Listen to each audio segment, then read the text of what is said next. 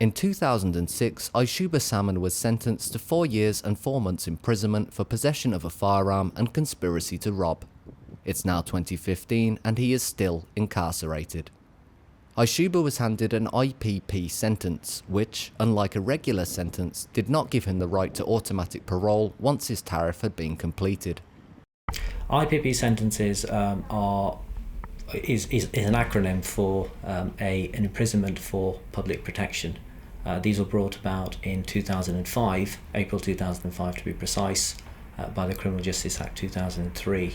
The aim of the sentences was to give longer than normal sentences, or indeed indeterminate sentences, so not fixed term sentences for people that were considered to be dangerous. So people convicted of certain, what they call specified sexual or violent offences, instead of being given a fixed term sentence of imprisonment, were given these indeterminate terms.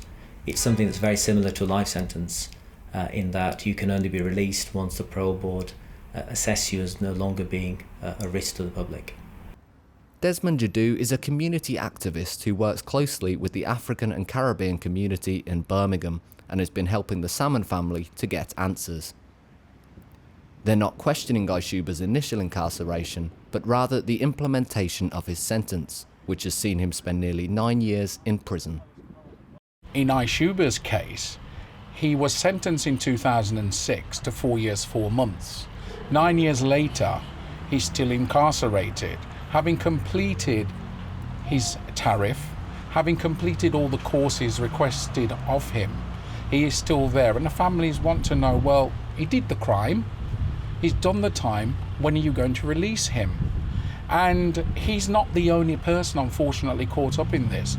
Since this campaign has begun, we have had other people contact us where their youngsters, and I will use the term youngsters, have done twice the tariff, and we have to ask why. It's been nearly 4.5 years since Ishuba completed his tariff, and yet he is still no closer to freedom than the day he was first sentenced. It's not just Ishuba that's been affected either. His father is missing a son, and his 8-year-old daughter is yet to spend a day with her father outside of a prison environment. The family just rally around him.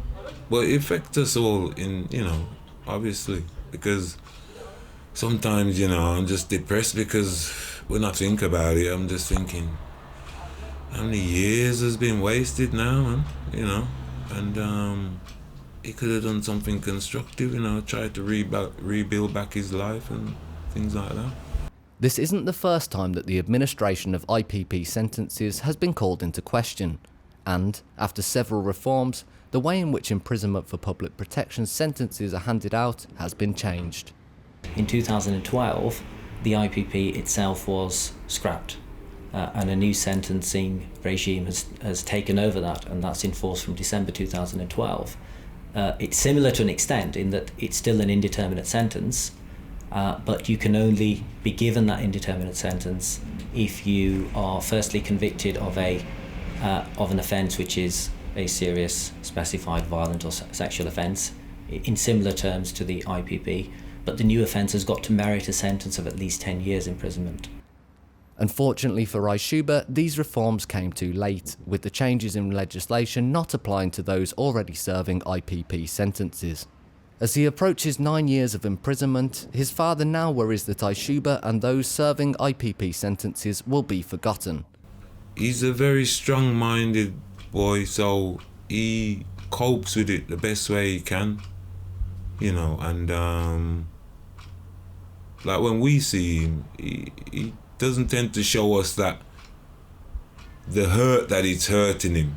Although when he speaks now, because obviously the words, he'll be telling you what he's feeling.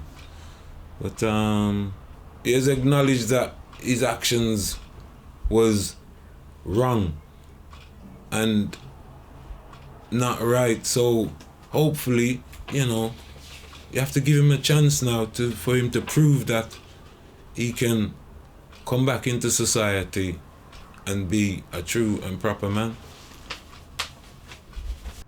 Bowen for the Midland in Birmingham.